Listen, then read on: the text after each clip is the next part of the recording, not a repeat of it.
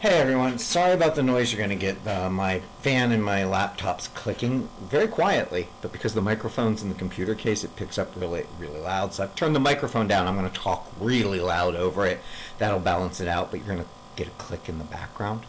We're going to look at, I've got some questions on the rational root test, so we're going to look at this as our rational root test, and then we're going to solve this all the way through.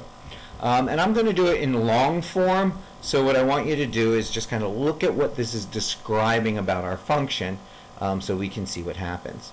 So for the rational root test, we're going to look at all of the factors that go into the coefficient, the leading coefficient, which in this case is plus or minus 1. And then we're going to look at all of the factors that go into the constant, which is here. And so that's plus or minus 1 times 20. Plus or minus 2 times 10, plus or minus 4 times 5, and plus or minus 5 times the 4, plus or minus 10 times the 2, and plus or minus 20 times the 1. And so these are all the factors. Now the possible rational roots, because of the way all the monomial terms combine, are absorbed by the leading coefficient and the constant. So our possible roots are going to be all the possible combinations of a sub naught divided by a sub 3. But nicely, because this is 1, I get all of these back. So I'm not going to rewrite these here. These are my possible rational roots. And so now what I want to do is I want to find the zeros. And what a zero is saying is we want to know if f of x is this polynomial in front here, then we're looking for, when I put in a particular value of x, I get 0. We'll call these x stars because they're particular values, they're roots. And so what I'm going to do is I'm going to start on the positive side and I'm going to work my way down. The fundamental theorem of algebra tells me I have 3 roots, though some of them may be imaginary, but I have to have at least one real. Now I can use Descartes' rule of signs, and let's see, I have 1 sign change, 2 sign changes, so I have 2 or 0 positive roots.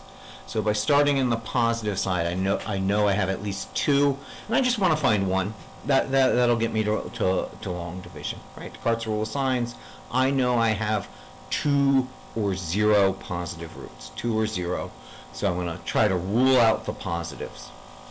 And so I'll go through the positives first. So I'll put in 20. So that's saying I want 20 cubed minus 5 times 20 squared minus 4 times 20 plus 20. And I put that in on my calculator here. Let's see if I can get that back up here. And I get 5,940.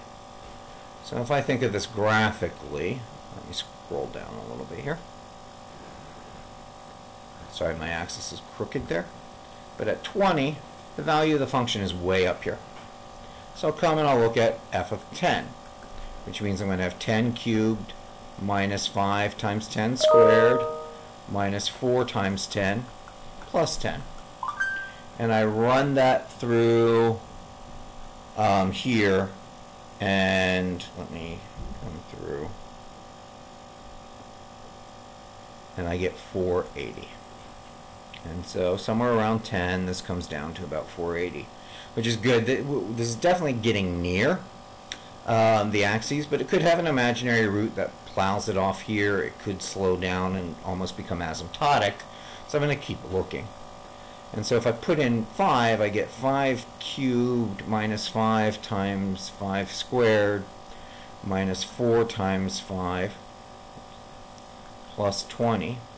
Well, I can see here that's the same as 5 cubed, right? 5 times 5 squared. So those two will cancel. And 4 times 5 is 20, so those two will cancel. So I definitely know I have a root at f of 5. And so we can say one of the zeros is at 5, or that's the same as saying I have a factor of x minus 5. So instead of continuing and trying to find the other roots, if they're real or not, I'm going to divide. That way, if they're imaginary, I'm going to see that in the quadratic that comes out. So I'm going to get x minus 5, and I'm going to divide it into my function. And what was my function here? I had x cubed minus 5x squared minus 4x plus 20. So I'll do my long division here. X goes into x cubed, x squared times. I'm going to multiply back out. X cubed minus 5x squared. I'll change the signs and add. Those cancel. So I'll bring down the next bit. X goes into that minus 4 times. Oops. And so I'm going to multiply, get minus 4x plus 20. I'll change the signs and add. No remainder, which I thought. And so my large polynomial has now become x minus 5 times x squared minus 4.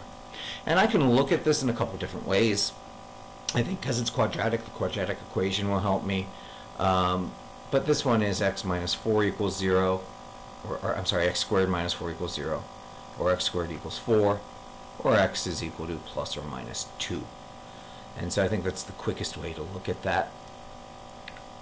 And then what we want to do with this is, that gives me x minus 5, x plus 2, and x minus 2 as all of my roots. And if you multiply this back together, you will get this.